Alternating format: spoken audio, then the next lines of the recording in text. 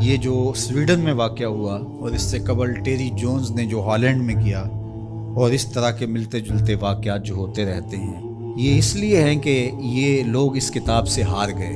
اگر قرآن کا مقابلہ کرنے کی ہمت ہوتی تو یہ کوئی تھوڑا کرنے والا کام تھا۔ آزادی اظہار کی بات کرنے والے، بات بات پہ ڈائیلاگ مکالمے کی بات کرنے والے اس سطحیت پہ کیوں اتر آئے؟ اس لیے کہ قرآن کا مقابلہ ان سے ممکن ہی نہیں ہے، اور قرآن نے چیلنج کر رکھا ہے، اور یہ چیلنج آج کا نہیں ہے، یہ صدیوں سے چیلنج ہے۔ چیلنج یہ نہیں کیا گیا کہ بڑی صورت لے کر آؤ، 3 آیات پر مشتمل ایک صورت ہی لے آؤ، نہیں لا سکے۔ تیرے سامنے یوں دبے لچے فصحا عرب کے بڑے بڑے، کوئی جانے کے منہ میں زبان نہیں بلکہ جسم میں جان نہیں۔ جب قرآن کا چیلنج قرآن میں موجود ہے، اور وہ اس محدود زمانے کے لیے نہیں تھا، قیامت تک ہے کہ صرف 3 آیتیں لے آؤ اس قرآن کے مقابلے میں، اور سب جمع ہو جاؤ، وقت بھی جتنا مانگتے ہو، قیامت تک تمہارے پاس وقت ہے۔ تو اگر یہ کام نہیں کر پا رہے اور کتاب رحمت قرآن مجید کے نسخے کو توہین کا نشانہ بناتے ہیں، تو اس کا مطلب سیدھا سیدھا یہ ہے کہ یہ شکست خوردہ لوگ ہیں۔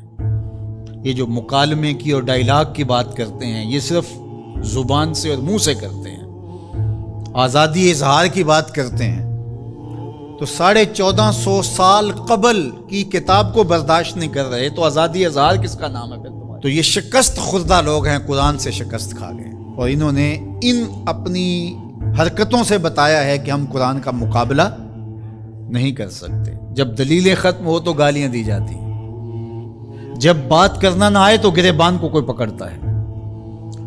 تو قرآن مجید کے ساتھ اہانت امیز سلوک اس بات کی دلیل ہے کہ آج دنیا قرآن کا مقابلہ کرنے سے قاصر ہے، جس طرح ماضی میں قاصر تھی، اور قیامت تک اس کا معاوضہ ممکن نہیں ہے۔ اور جب معاوضہ ممکن نہیں ہوگا تو اوچھی ہتھ کنڈے ہوں گے اور اس طرح کی نیچ حرکتیں ہوں گی۔ لوگوں نے لوگوں کے ساتھ لڑائیاں کیا، بھلا کسی نے کتابوں کو بھی جلایا ہے، کسی نے کتابوں کی بھی بے حرمتی کی ہے، کبھی ایسا بھی ہوا ہے؟ اور آج جو مغرب کے قصیدے پڑھتے پھرتے ہیں، یہ ان مکروہ چہروں کو دیکھیں۔ تو آئیے میں اور آپ اس کتاب سے جڑ کر کے اپنی زندگی کو ان بلندیوں پر لے جائیں کہ پھر ہماری گرد راہ کو بھی کوئی چھو نہ سکے۔ لیکن افسوس یہ کہ یہ چیزیں ہمیں بیدار کرنے کی بجائے، یہ چیزیں ہمیں کھڑا کرنے کی بجائے، کتاب کے ساتھ جوڑنے کی بجائے، الٹا جو ہے وہ ہمارا غیظ و غضب اپنے اوپر ہی برستا ہے، اور پھر ہم جو ہے وہ دوبارہ وہیں بیٹھ جاتے ہیں جہاں ہم تھے، اور 1 انچ بھی آگے بڑھنے کے ہم کوشش نہیں کرتے۔ یہ واقعات امتوں کو کھڑا کر دیتے ہیں۔ آپ تاریخ پڑھیں، چھوٹے چھوٹے واقعات سے قومیں کھڑی ہو جاتی ہیں، لیکن قوم ہو تو کھڑی ہوگی نا، اور جب قوم ہی نہیں ہوگی تو قیامت بھی ٹوٹ جائے تو کوئی فرق نہیں پڑتا۔ اقبال نے کہا تھا، جس سے تعمیر ہو آدم کی، یہ وہ گل ہی نہیں۔ اس مٹی سے پھر کچھ بھی نہیں بنے گا، یہ مٹی کی مٹی رہے گی، تودا رہے گا ریت کا، کچھ بھی نہیں بنے گا۔ قیامتیں گزر جائیں تو کچھ نہیں ہوتا۔ تو یہ چیزیں امت کو کھڑی کر دیں، اور کتاب رحمت کے ساتھ ہم جو ہے وہ جڑ جائیں، اور اس طرح جڑیں کہ ہمارا اوڑھنا بچھونا اس کتاب کی تعلیمات کے نتیجے میں ہو، اور پھر دیکھنا کہ دنیا تسخیر کرنے کا راستہ یہیں سے نکلے گا۔ اللہ جل شانہ ہمیں ہمت عطا فرمائے۔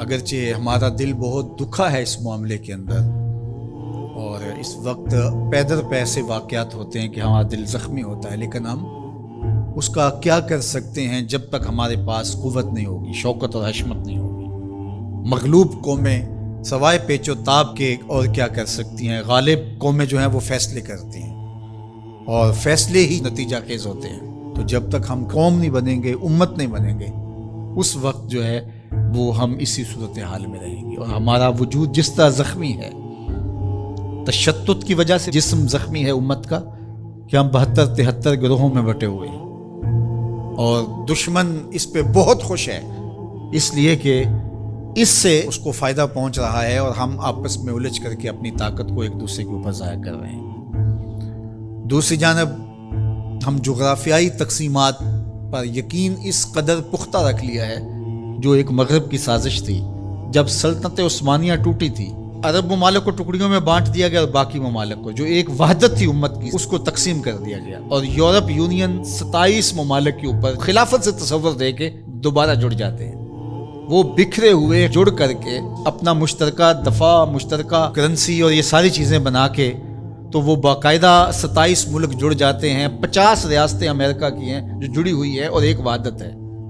तो उम्मत मुस्लिमा को टुकड़े टुकड़े कर दिया।